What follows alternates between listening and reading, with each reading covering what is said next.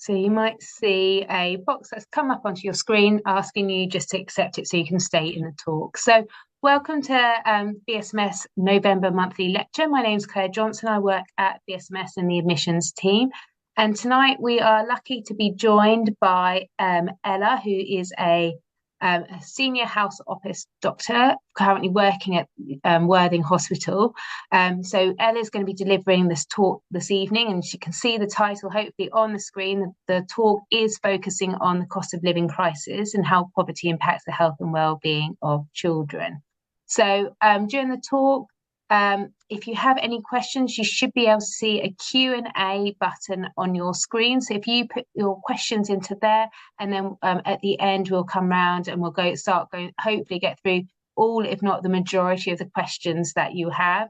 If there's any admissions questions, I will be able to answer those through the talk as well. So I'm going to hand over to Ella. And she'll start the talk. Yeah. Perfect. Thank you. Hello. So firstly, I want to say welcome to everybody. As Claire said, I'm Ella. I'm an FY4 doctor. So I've done my F1 and F2, and I've done 2 years after that. And I'm working in Sussex and Worthing. I went to school in Brighton. I went to Newman and Basvic. And I know there's probably quite a lot of people here today who also did. And I attended some Brighton Med events. So it's a real pleasure to be back. When I went to medical school in London, and I did an intercalated degree in medical management, but I have really found that my passion is for public health, and specifically how we can improve the quality of life and the equality of everybody in the population. I went into medicine classically because I wanted to help people, to help improve quality of life and equality of everybody in the population. And I think when I started work as a doctor, I found a lot of the jobs actually treating people who are already sick, who have long-term conditions and have been failed by their living conditions. You put a plaster on it and you send them home, but you often send them back to the scenario that they were living in. And initially I found that quite unsatisfying, but since I've discovered there's a whole field of medicine which is aimed at identifying what's making people sick and improving those living conditions to make people healthier and happier for longer. And that is the field of public health. So even if you don't want to be a public health doctor, I think everybody and every doctor should have a role to play in this. So we'll talk a little bit about it today, particularly about inequality and poverty in children. And then we'll look into why it matters and what you can do about it. So we're going to start off by a case that I saw when I was working in GP. I was working in quite an affluent GP practice, a lot of very affluent patients. I had one very affluent, rich lady come in, and after her, another woman came in with her 2 children. And her 2 children had been having diarrhea for about 3 weeks, had had a cough for about 4 weeks. And when we dug into it a little bit further, it turned out that they were living in a tiny little flat. It was social housing, and it was super duper damp. There were mice and rats everywhere, doing droppings everywhere. And the mum and dad were just really struggling to keep on top of it. At the time, I felt like there was such a stark contrast between the patient before and this family. In one of the most affluent parts of the country, you could see that there were people who were really rich and there were people who were living in real poverty. And we often like to think that poverty is not here in the UK, that poverty is abroad, but actually it's here right under our noses, all around us. And it's relevant to all of us, particularly us working in healthcare. So there are 3 recent events. Oh, there's a little mouse. There are 3 recent events that have increased the poverty and inequality in the UK. I don't know if you can guess from the pictures what they could be, but I will crack on and tell you a little bit about them. So this is about the last 15 years we've seen these events. And the first one is austerity. So austerity has been around in the UK for about 15 years, since about 2010. And austerity really means the difficult economic conditions that a government is making, and that's to reduce public spending. So during a period of austerity, a government will tax people more, but it will also decrease spending on public resources. So things like education, healthcare, green spaces, crime prevention, there'll be less money going into those things. And looking at a report from 2020, which is Michael Marmot's Build Back Fairer report, which looks from 2009 to 2020 at the expenditure, so the spending per person by local governments. And when you look at the 10% most deprived areas, the spending fell by 31% from 2009 to 2020.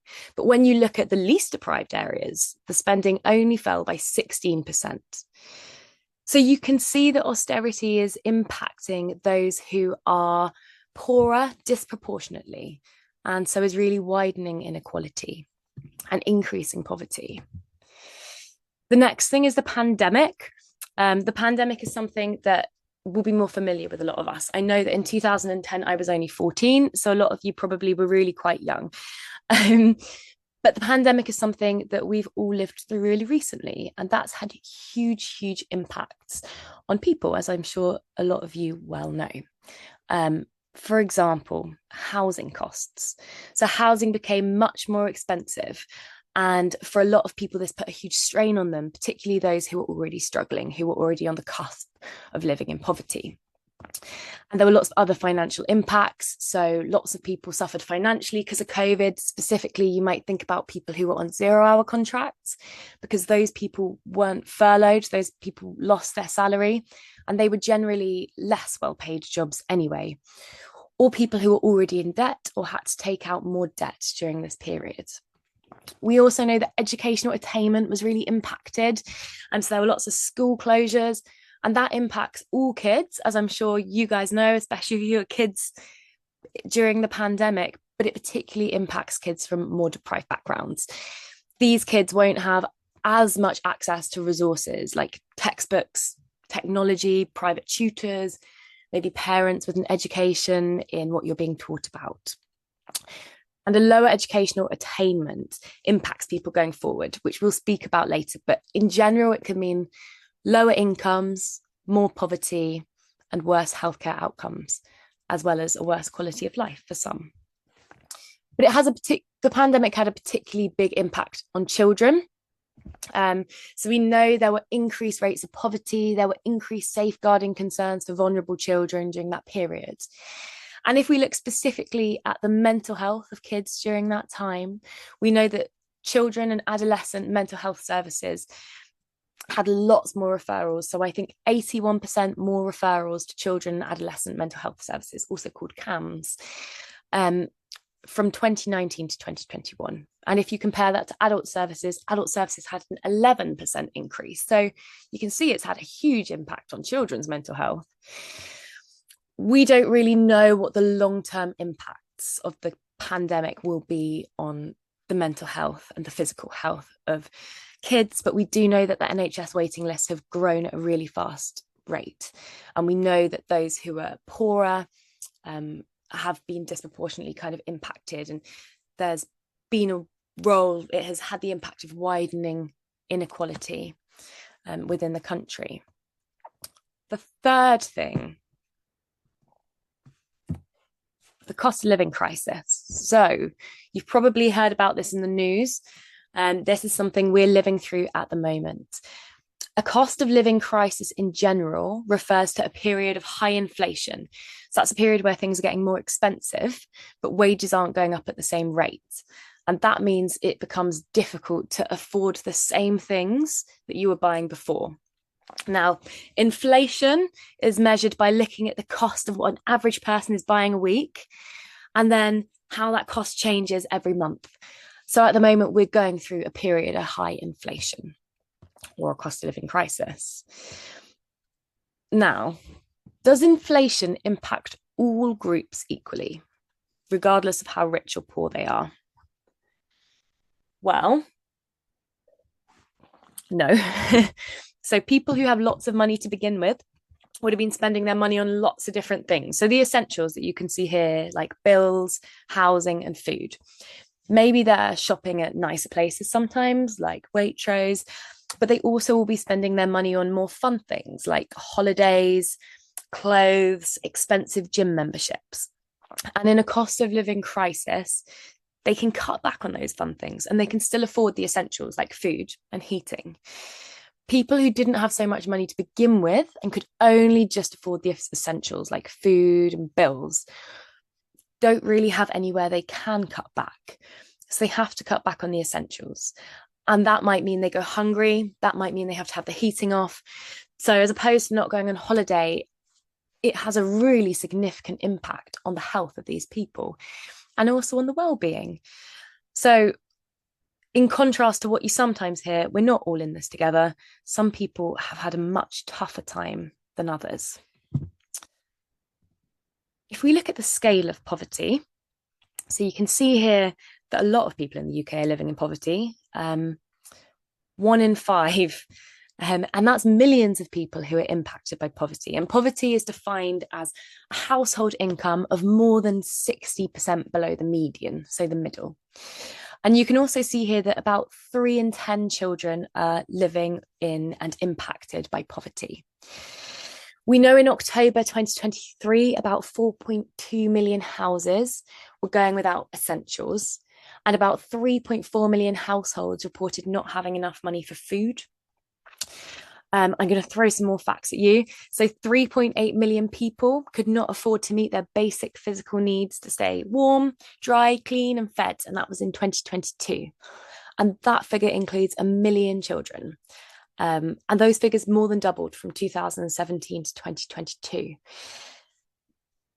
It's obviously a huge problem, and it has a huge impact on quality of life. So more stress, more unhappiness, more anxiety and depression, and a huge impact on health. More stress means more stress-related diseases, of which there are lots. But it also means that you can't afford to keep warm, you can't afford to have nutritious meals as much. And these things have really significant health impacts, and can also impact life expectancy. If we look at the scale of inequality, as you can see here, so when we talk about health inequality, we're talking about unfair and avoidable differences in health outcomes. And the question is, I guess, whether inequality matters. We know that poverty matters, but if everybody in society has what they need to be fed, to be watered, to be warm, all of those essentials, does it matter if some people like this man down here with his cigar have a lot, and these they look like swanky business people, but these people up here don't have nearly as much, but have just about enough? Well, yes. So we know that people who live in more unequal societies have high rates of stress and unhappiness, and it impacts their health. Even if you look at primates, so monkeys, if you look at monkeys with a big hierarchy, so some that are very high up in the hierarchy and some that are much lower down, and then you look at some monkeys with a very flat hierarchy, we know that even if they all have all of the food and water that they need, the ones with a big difference in power have much higher levels of stress, measured by things like stress hormones, cortisol, blood pressure. So this is not just impacting humans. We know inequality actually impacts animals. It's quite a natural thing. It makes us stressed. It makes us unhappy. Now, the UK has a net worth of estimated £12 trillion. That was in 2023, which is a huge and incomprehensible amount of money for me. But are we an equal society? Well, we know that in the UK, the top 5th of wealthy people own 2/3 of the wealth, and the bottom 5th of wealthy people own 0.5% of the wealth. To put that in another way, in 2020, the richest 10% of households held 43% of all wealth, and the poorest 50% of households, so that's half of us, held just 9% of the wealth. So in the words of Michael Marmot, who I have mentioned earlier and will mention again, some people like to think that we are a rich country, but it might be better put that we are a poor country with some very rich people living in it. Inequality and inequity. So if you get interested in this, people are going to be always talking about inequality and inequity and probably won't explain to you the difference. But they are different things. And I've had a good think about how I can explain them. And I'm going to explain by an example. So if we have a very little person and a very tall person, and they're both reaching for an apple on a tree, if we were to treat them equally, we would be giving them both the same size box to stand on. If we were going to treat them equitably, we'd give the very small person a big box and we'd give the very tall person a smaller box. So both of them have the chance to reach the apple.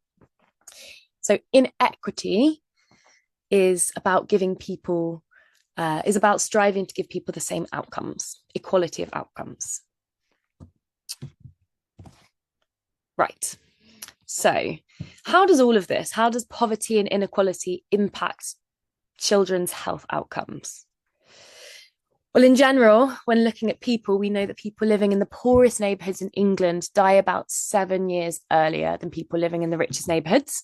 But if we're going to look more specifically at children, studies show that children who are living in the lowest 25% of household income are 4.5 times more likely to experience severe mental health problems than those who are living in more affluent families and communities.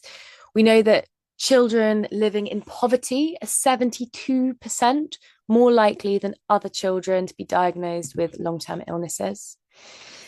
And in England, we know that infants in the most deprived areas are twice as likely to die in infancy than those in the least deprived. So you can see it impacts mental health, it impacts health, and it impacts life expectancy. It's a huge, huge problem in the UK. I wanted to side note that I'm mainly talking about differences in wealth and how that kind of inequality impacts people's health outcomes, but there are lots of other factors that impact health outcomes, and they're all part of public health, and they're all huge and really important topics. That if you're interested in them, you can go away and I can recommend you some podcasts, listen to or read about.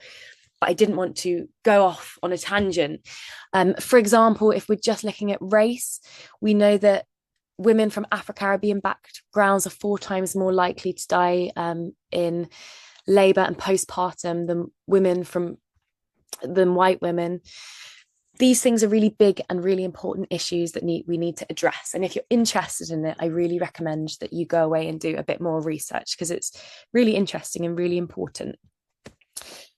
Does it matter to us as budding doctors?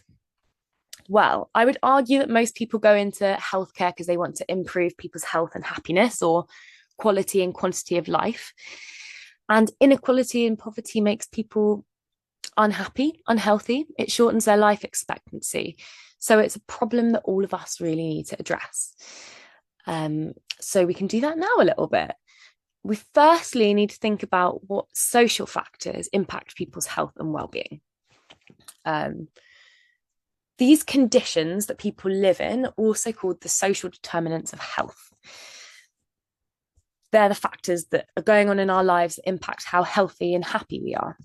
So, starting off, housing. So in the example that I gave from the patient that I saw in GP, we can see that her housing situation was really, really impacting the health and the well-being of that family.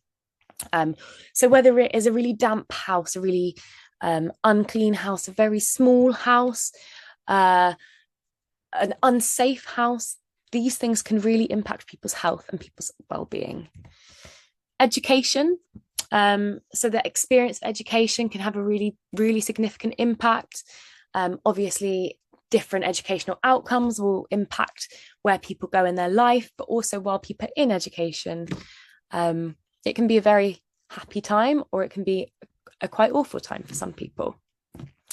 Healthcare obviously has a significant impact on people's health and well-being, and we'll go into that more in a little bit. Family and support network. So obviously, when you have a lot of social support around you, you have people to support you when you're stressed, when you're anxious, when you've got things going on.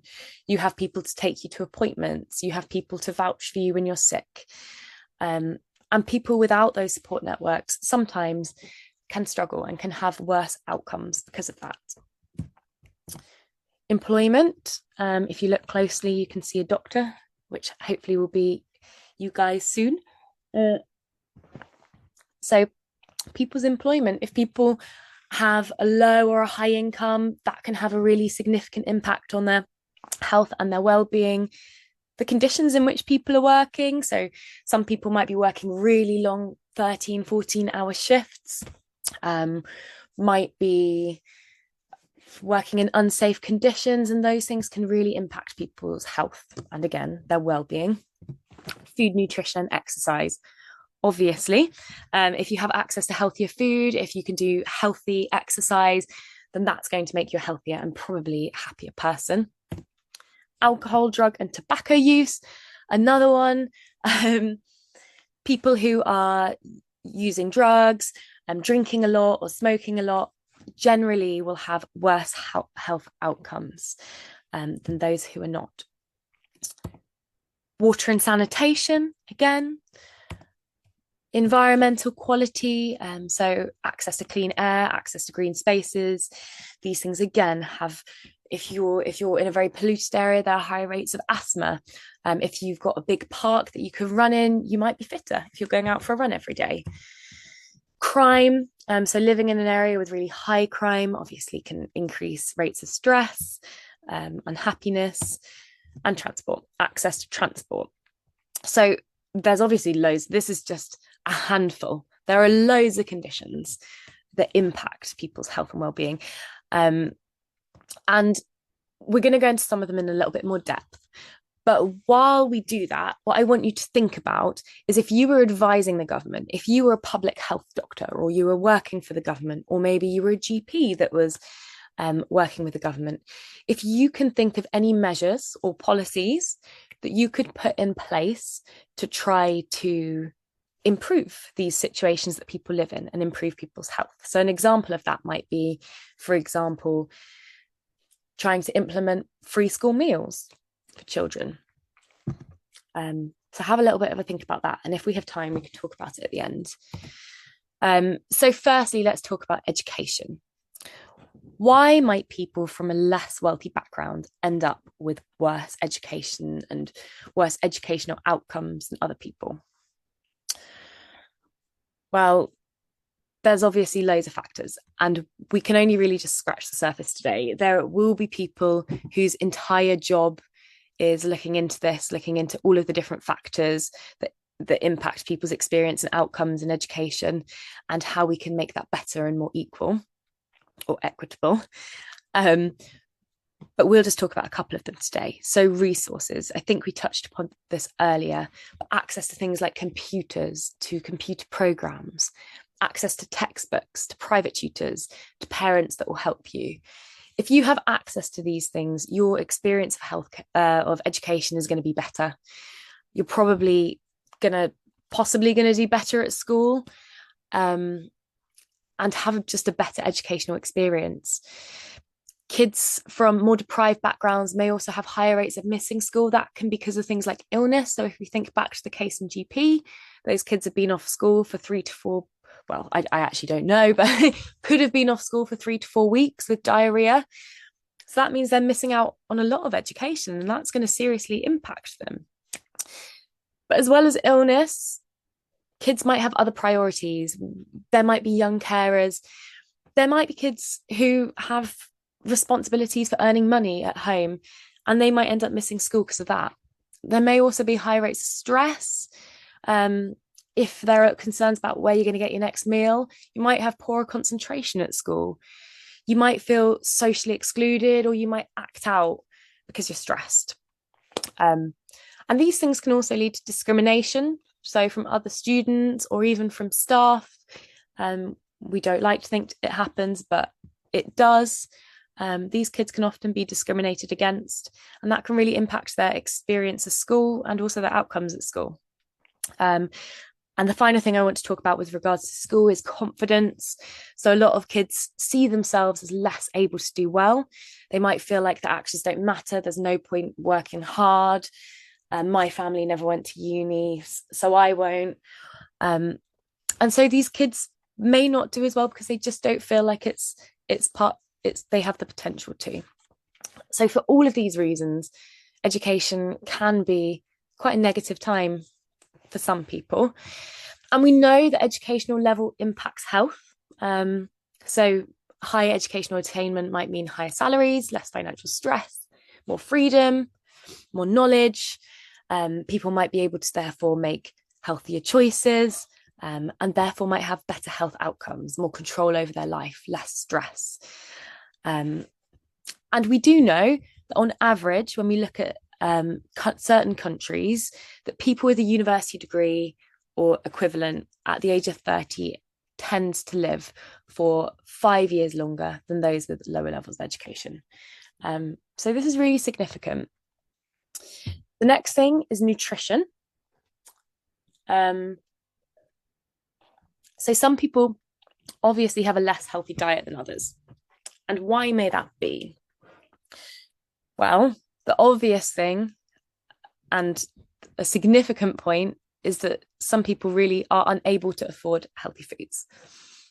I have lifted the next kind of section of facts from Ultra Processed People, which is a book by, I think it's Chris Van Tallegen.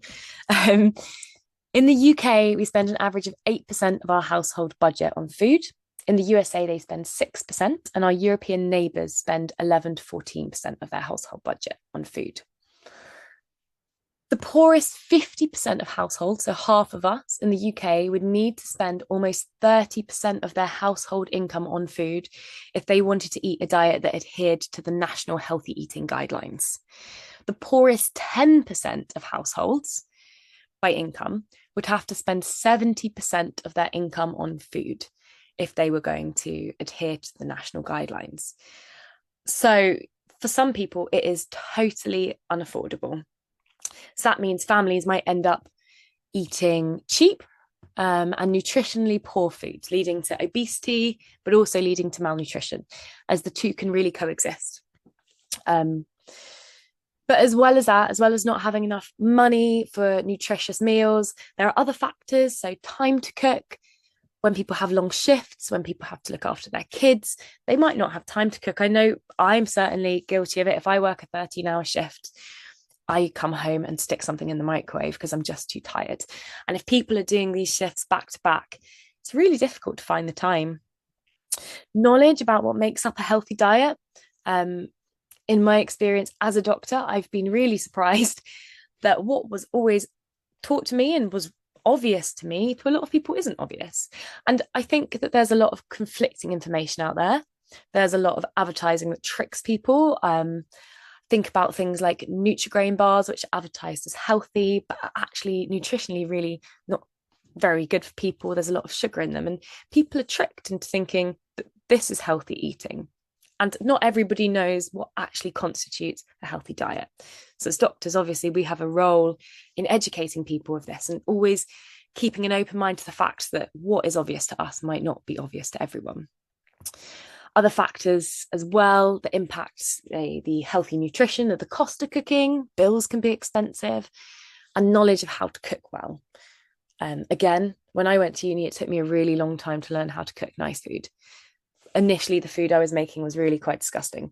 So, and I didn't like cooking when I couldn't cook nice food. So that really puts people off cooking healthy and nutritious things. So we know that nutrition really, really impacts health and can also impact well-being.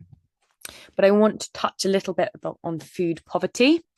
So food poverty is the inability to afford or have access to food to make up a healthy diet. We know that from April 2022 to April 2023, the food prices went up by 19%. So that is the inflation that we were talking about earlier. And the data from the government website also shows that In July 2024, 13.6% of all households in the UK were in food poverty. And 17% of children were food insecure, which is another term for food poverty. So it's a huge issue impacting children in our country, as well as adults.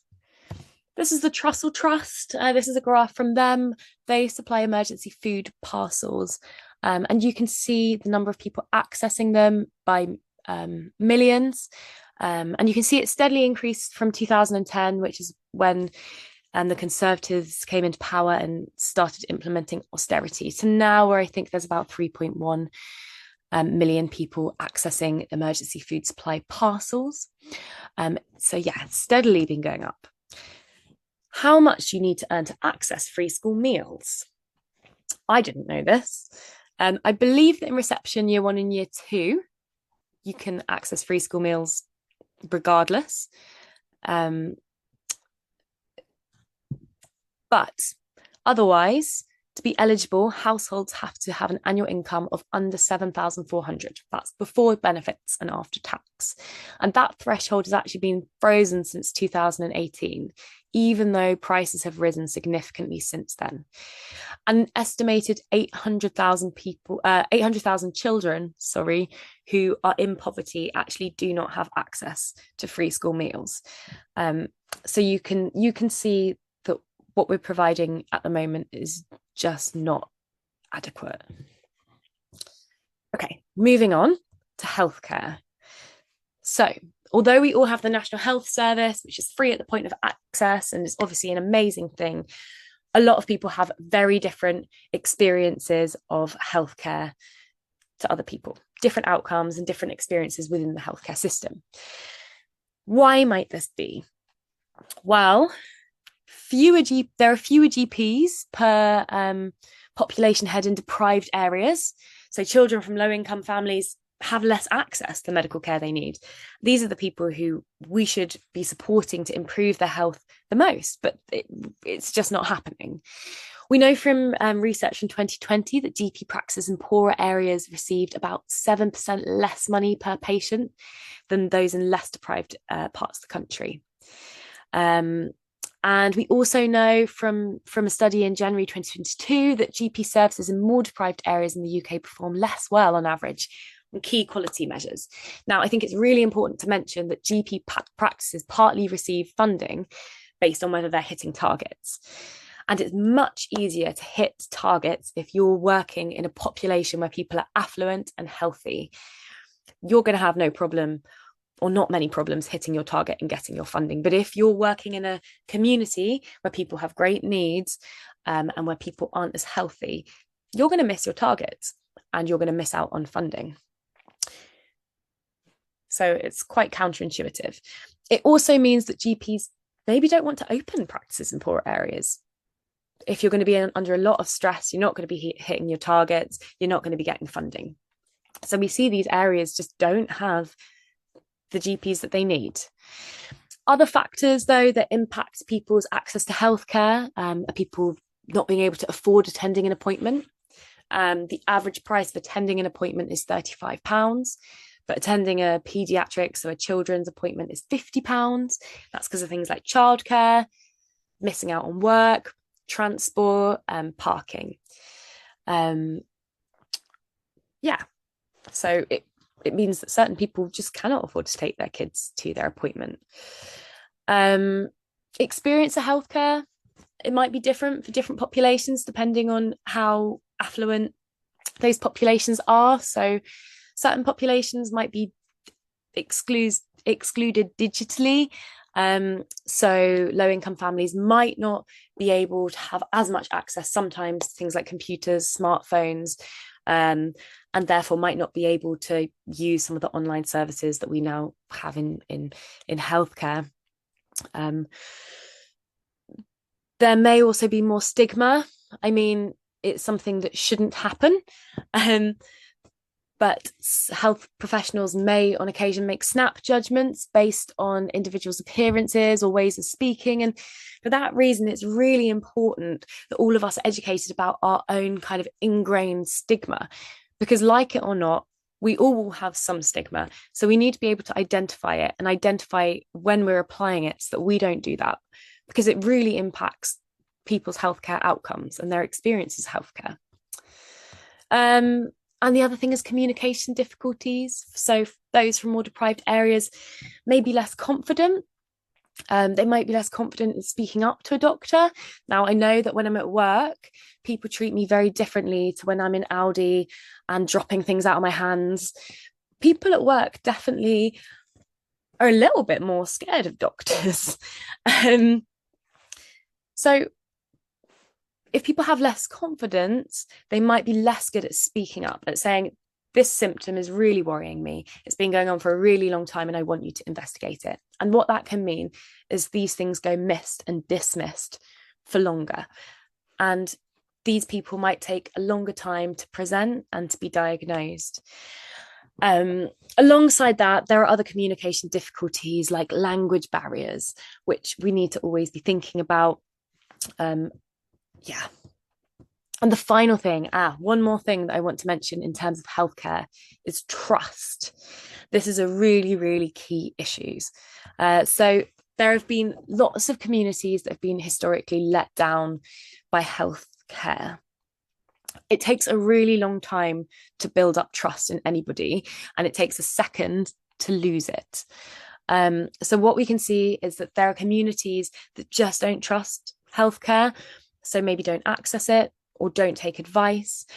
We see it particularly now with things like vaccine uptake for understandable reasons. Some people are very, very cautious of taking up vaccines, and there are particularly concerns at the moment about measles and risks of measles outbreaks in London because there's been low uptake of the MMR vaccine for years and years. And this is going to significantly impact certain communities more than others. And I think as medical professionals, it's easy to dismiss people who have healthcare concerns and vaccine concerns, but actually these people have poor trust, often for good reasons. So we have a real responsibility to identify why they're concerned, where we can help to educate them, where we can do work together, and to help them to get the best healthcare that they can. And if we're not doing that, we are really letting these people in these communities down, and they won't be getting the healthcare that they have a right to have access to. Okay, so what can we do? Well, we need to focus on addressing the social determinants of health. So they're the things we talked about earlier, the conditions that people are living in that are impacting their health. And that can improve health and reduce inequalities. So things like housing, improving nutrition, reducing income inequality. And the way that we do that is by researching what problems there are and then designing policies that the government can implement to make things better. But there are also charities and doctors who get involved in this and who strive to make things better. But if we're thinking about on the government level in policy, something that we might think about is that government policy should really think about health in every single policy that's distributed around the country. And to do this, we might assess any policy for how it's going to impact the health and the well-being and the equality of the people in our population. And we might use certain principles to do that. This is Michael Marmot, who I've spoken about a few times over the talk, and he is a professor, he's a sir, and he's a professor in epidemiology and public health at UCL. And he, for decades, has been researching and fighting against inequality and poverty. He's a really key figure, and he's written these two books that you can see on the screen. I've got one of them here. I've only read this one, but it was really, really excellent. And if you are interested in this field of medicine, I recommend his books, or even just listening to some. He talks in a lot of podcasts, listening to some of those. Now, he recently recommended the Marmot Principles. That was initially 6, but has been extended to 8. And he argues that the government policies should be assessed and for their impact on health and health inequality. And we should look at these 8 objectives when we're looking at any policy. So number 1 is to give every child the best start in life. Number 2 is to enable all children young people and adults to maximize their capabilities and have control over their life. So you might think here about inequity and using the different size boxes to help everyone get the apple from the tree, or in other words, to maximize their capabilities. Number 3 is creating fair employment and good work for everybody. Number 4 is ensuring a healthy standard of living for everybody. Number 5 is creating and developing sustainable places and communities. Number 6 is strengthening the role and impact of ill health prevention. And then the 2 ones that have been more recently added and are really, really crucial are number 7, tackling racism, discrimination and their outcomes. And number 8, pursuing environmental sustainability and health equity together. So I was going to ask you guys your ideas, but I think it might be a little bit disruptive. So we can do that at the end if we have time. But some broad ideas. We know that families are not getting enough support. We know that 3 in 10 children are living in poverty. So we know that we need to give more financial support somehow to children and families through a social security system. Some specific ideas of how we can improve the conditions. You might think about things like expanding the free school meal scheme either to more children, or some people argue it should be expanded to all children so that we can remove stigma associated with receiving free school meals. Or other ideas for specific policies might be things like introducing a fund for outpatients to help families cover the cost of attending hospital and accessing healthcare. There are just a multitude of things that can be done. And the job of a public health doctor is thinking about what we can do and how we can do that, and then actually putting it in place. I want to speak a little bit about the NHS, because the NHS is the National Health Service. It's meant to be keeping us healthy, but the bulk of the work that the NHS does is actually treating people who are already sick. And most of those people are at least in part sick because of the conditions they've been living in. And in the NHS, we treat those people and we send them back home to the conditions that made them sick in the first place. We send them with medications and a new diagnosis, but we're not keeping those people in good health. What we are doing is keeping sick people alive for longer. And that is an amazing thing to do and a really satisfying thing to do, an amazing job. But we need to also think about putting more effort and money into preventing illness, in improving health. It is the National Health Service after all. Preventative medicine does take a lot of investment in the short term, but in the long term, it will be a lot cheaper. And there's a lot of talk about saving the NHS, and I think this may well be our ticket. Could this be your career? Well, as junior doctors or specialty doctors, this stuff is important to all of us, regardless of what specialty you go into. It's really important to remember that every patient that you ever meet comes from a completely different starting point. Some people are going to need more help in certain areas than others. And a big part of your role as a junior doctor will be providing that and educating patients and vouching for patients. But also, it's just important to keep the awareness and to give people extra support where and when they need it. GPs are often really involved in the community and in educating people and empowering them to take control over their own health and to keep themselves healthy. So this is another kind of way that as a doctor you can apply all of this in your career. But the other big thing that I want to mention is, of course, public health. So public health doctors are doctors that create and roll out policies that are aimed at improving the health of the population, so increasing well-being and increasing life expectancy. And what we've been doing today is trying to think a little bit like a public health doctor, so looking at what the problems are and what's causing those problems, and then starting to think about what solutions there might be, what we could do. Public health doctors work with organisations, with staff, with governments, and on policy. Some public health doctors will get involved with research, but you don't actually need a medical degree to become a public health doctor. About 50% of public health doctors apparently are medical doctors. So you can do foundation year 1, year 2 training and then go into it as a doctor, or the other half of people go into it from other routes.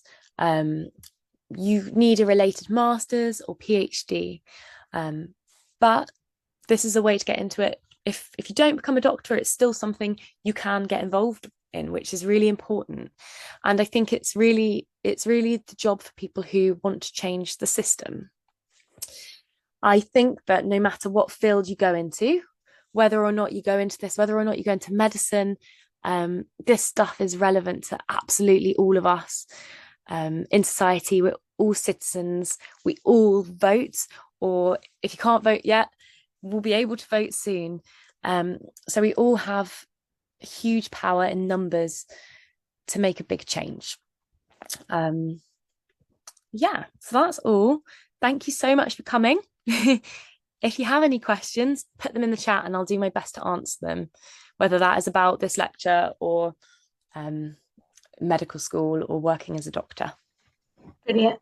Thank you so much, Ella. That was a really interesting talk and giving us a bit of background information about how poverty can affect people's health. We do have one question in the Q&A at the moment. Quite near the beginning of the talk, you mentioned about some of the podcasts that you listen to, and they're asking if they could have some of the names of them. Or I don't know if I have them on here. Where's my phone? So one of the really good ones that I listen to is the UCL Public Health podcast. That covers a really broad range of different public health issues. There's a good one which is specifically about health inequality, and that actually has Michael Marmot, who's the doctor that I've mentioned a lot in this talk, speaking in it. But there's lots of other podcasts about other things like race, about clean water. The other one I listened to one recently, which is called the RCP Medicine podcast, and that was the health inequalities and race episode. And I thought that was a really interesting episode for thinking about those issues. Understand the economy is not specifically about health, but it is just the kind of basics of how the economy works. And public health is really tied into politics and economics. So to get a kind of foundation of how the economy works, I thought that was a really good podcast if you're interested in these kind of things. Brilliant, thank you. So the next question we have is, how do you think the effects of postcode lottery on patients' outcome can be reduced? Oh my goodness, I don't know. I really don't know. The impact of postcode lottery on patients' outcomes can be reduced. Well, I think it's probably a huge issue. I touched a little bit about how there are less GPs in less affluent areas. So I think there's changes at every stage that need to be made. So whether that is the way that we're providing funding to GPs, perhaps, because if GPs aren't hitting their targets, they're not getting as much money. So there's not incentive for GPs to be opening practices in those communities. We really need to be incentivizing GPs to be opening practices, to be doing stuff in the community. But a lot of it is about people being out there who are aware of these issues and really vouching for the need to set things up in these communities. I guess, sorry, go on. No, sorry, I was going to say with GP surgeries, it's so important because that helps prevent like the delays in A&E because of patients going there when they can't access GPs as well. Yeah, and I think even as a doctor, you sometimes feel like your ability as a junior doctor to help is really limited. But I do think just having an awareness of these issues that people are experiencing is really important, because then it's that kind of equity thing that we were talking about earlier. Then you can try your best to put stuff in place for these people who just need a little bit more support.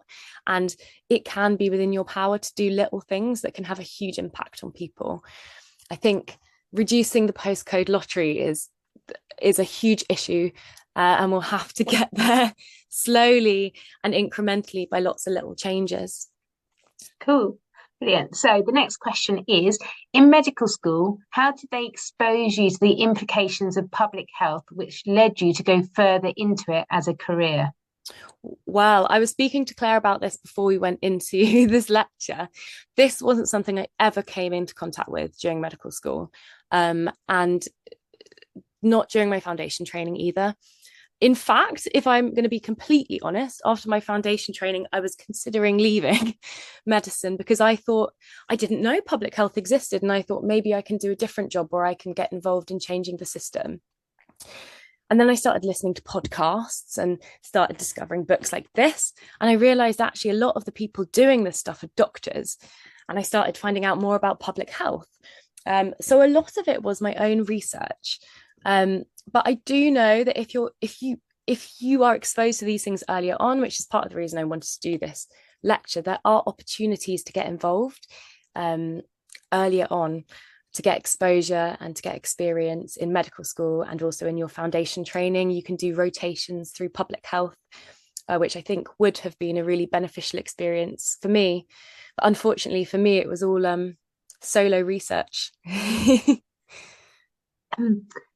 Thanks for that. The next question, I think we've kind of answered already, is are there any resources we can look at for looking further into the topic? And we've got the slide up, so I think that covers that question there. And we had a kind of a discussion about podcasts and what you're listening to. And then actually this question kind of leads on from the previous one. What made you interested in public health? What made me interested in it? Well, when I started working as a doctor, I suppose I really had this idea that I was going to be able to make people's lives better. And then I've had a lot of experiences as a doctor where I got somebody well enough to go home, but I sent them back to conditions that I knew just were making them so unwell and so unhappy.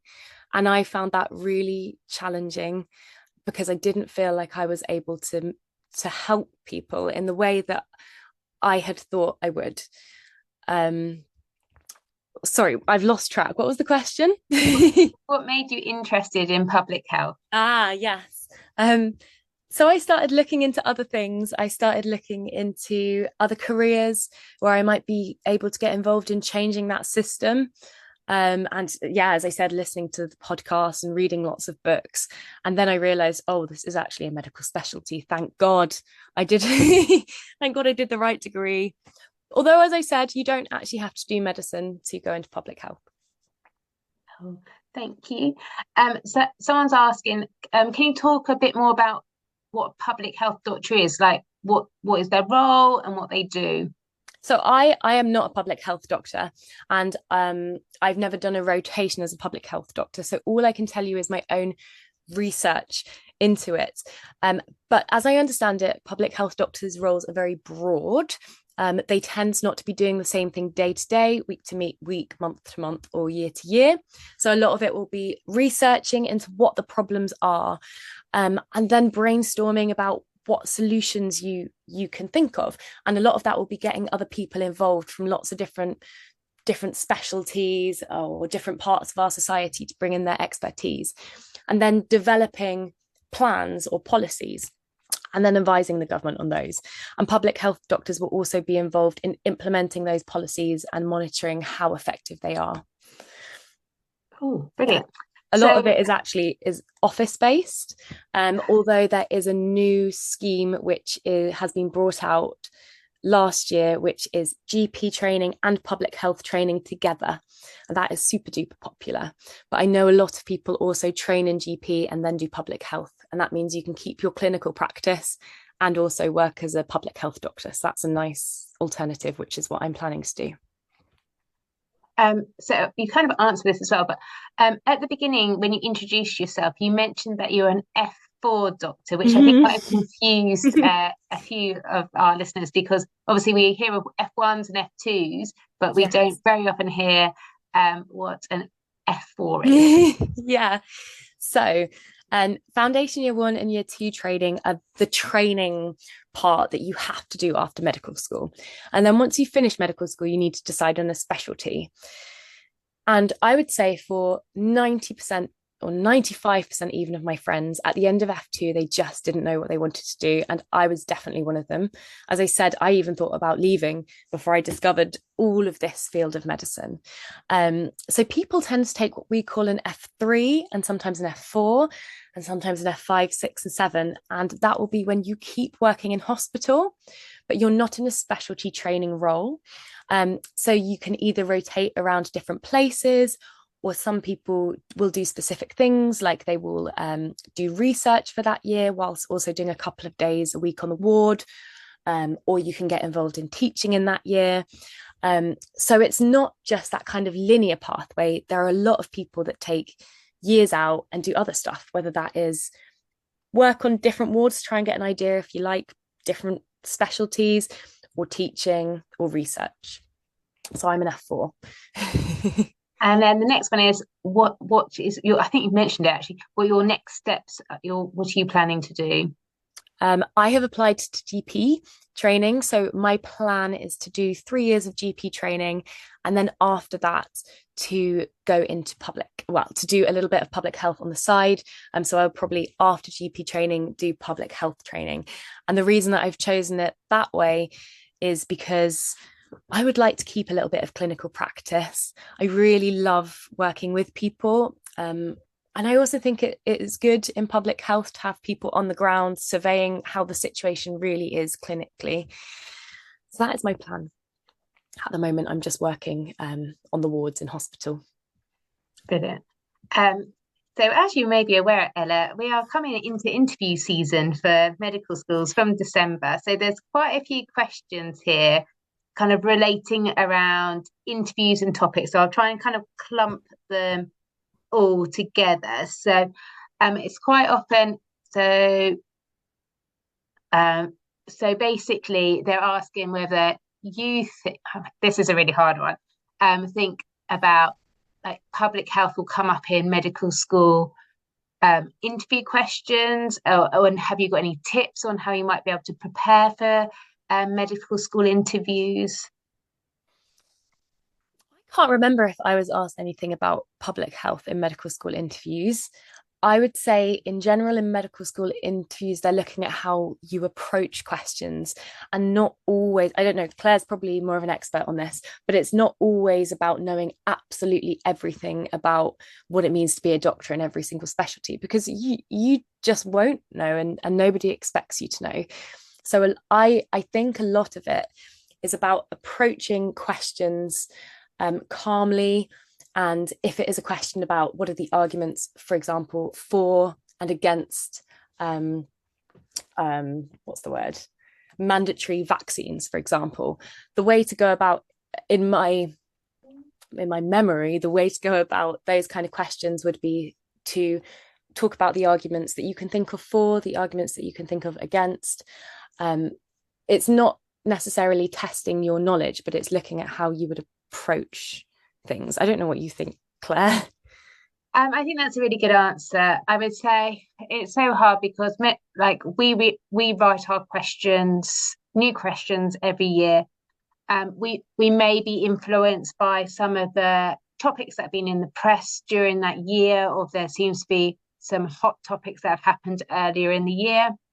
But obviously, different medical schools all have slightly different interview formats as well, and they'll all be looking for slightly different qualities in their candidates and things. So that makes it really hard. I would strongly suggest you have a look at the medical, if you get offers for interview, going onto that specific medical school's website, seeing if they've got any information about their interview process. Sometimes they'll have information about saying that they'll give extra points if you drop in things like the NHS values, those sorts of things. So it's really about doing your research and just being a kind of aware of what's kind of happened in the news and in healthcare within the last, I would say, 6 to 8 months, because that might well influence what's come up in the questions, would be my tip. But it's so hard because each medical school will have slightly different focuses, because it might depend on the teaching style of the university you're applying for, because they want to see if you've got certain skill sets to be able to cope with that style of learning.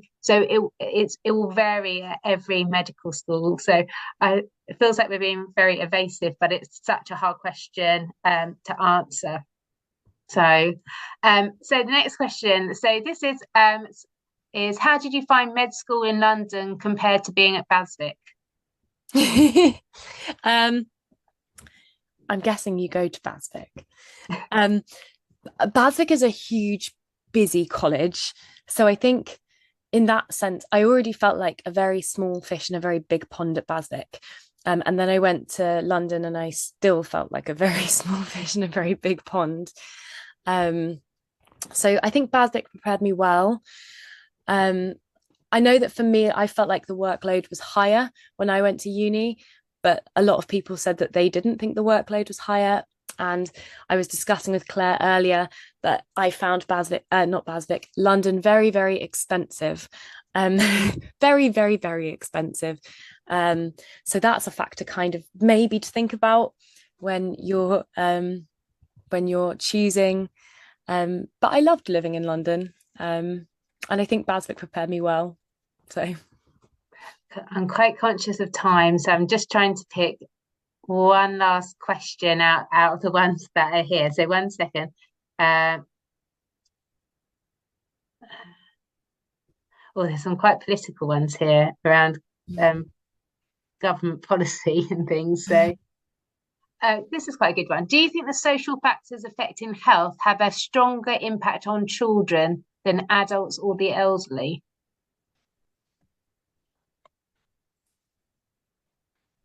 Well, it's difficult to say, but I guess children are developing and it's a really critical age. So you really want to strive to give children the same opportunities, because I think sometimes by the time people get to being adults, not always, but with certain things, sometimes it just becomes really challenging to get people to change. Sometimes it's almost a little bit too late. I don't know if these conditions impact children more. I don't know. Certainly in some respect, for certain things, we do see that it does. But I do think that children are particularly, for me, they're a particularly important cohort that we need to target when we're looking at bringing everybody up to being equal. Because they're growing and developing. And if we can give all children an equal start, hopefully then we end up with more equal adults and a more equal society. Brilliant. I'm just going to answer one question before we leave. So there's been a few questions around gap years, work experience, those sorts of things. Most universities are really aware that it's hard for you to get work experience in a clinical setting. Quite often your age is against you. There's regulations. There's lots of people trying to get work experience. Sometimes it's who you know, if you can get that work experience as well. So if you are thinking of taking a gap year, my advice would maybe try to get a job as a healthcare assistant, doing that type of role within the hospital. It starts to expose you to a medical setting, clinics. You start to understand how the wards, the NHS works. You start to see the skills of the doctors and nurses, so the communication, the teamwork. You understand how the multidisciplinary team would work in that setting as well. So that can help you to give more rounded answers at interview, because you've got some more experience within a healthcare setting to put on. If you aren't taking a gap year, things like working in a pharmacy, volunteering with after school clubs where you're having to adapt your language skills. So when you're having to think about how you're explaining terms to younger people, because obviously the way you communicate to a toddler would be very different to the way you communicate to a teenager or an adult. So developing those communication skills is a really important skill for medics. And it's thinking about what skills you think a doctor needs or will be beneficial, and seeing what work placements you could do that will develop those skills within you as well. I mean, Ella, I don't know if you have any tips on work experience or... Yeah, I I really feel that because I applied to medicine and didn't get in. I was emailing and emailing people, couldn't get any work experience, partly because I was 17, partly because I didn't have any friends or family that were doctors or worked in healthcare at all. So I took an unexpected gap year, and then I got into 3 of my 4 medical schools. So you can make it happen. And like Claire said, I remember just thinking about all the different things that I wanted to demonstrate, and I just threw myself into it that year. I think I I volunteered in a care home. I sent emails around all the care homes and said, please, can I come and chat to all your residents? And I did that. I would go there every week. I think I volunteered in Brownies, which it's like Cubs. I worked in medical records. God, I did loads of things. I threw myself into it, and I did find on that gap year when I was 18 and sending loads of emails, I did start to get stuff. I never did any kind of shadowing experience in a hospital because I just couldn't get it. But what I did manage to get was enough. You can demonstrate your skills in ways other than shadowing on a ward. So don't lose faith. Keep trying. You will do it. Brilliant. I'm going to wrap this talk up, otherwise I think we could be here for another half an hour with all the questions that are coming in. Thank you so much, Ella, for giving up your time this evening and giving us a really interesting talk. And thank you very much to the attendees for joining us this evening and listening to the talk and asking some really brilliant questions here at the end. We have recorded this, and we will be sending out a copy of this recording once we've captioned and edited it. And it will also be on our YouTube channel. But that information will all come out to you within the next week. It will be next week. I won't get this captioned this week, so it'll be at least next week. But if you do have any questions in the meantime about anything to do with this talk or BSMS in general, please do email us at outreach@bsms.ac.uk. And I'm going to end the talk there. So thank you very much and have an enjoyable evening. Thank you all. Thanks, Claire.